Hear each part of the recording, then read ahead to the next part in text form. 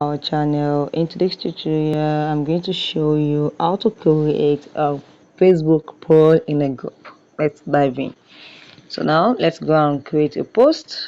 Click on post menu, the plus menu button. Let's click on post, and now let's create something like, are you married? Okay, let's do it. So now you're going to do is click on this menu button, and you're going to scroll down here and click on poll.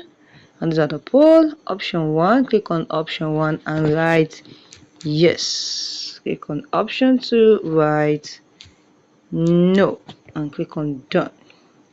And you can see if they click on yes, if they click on no, and you just click on done and you click on post.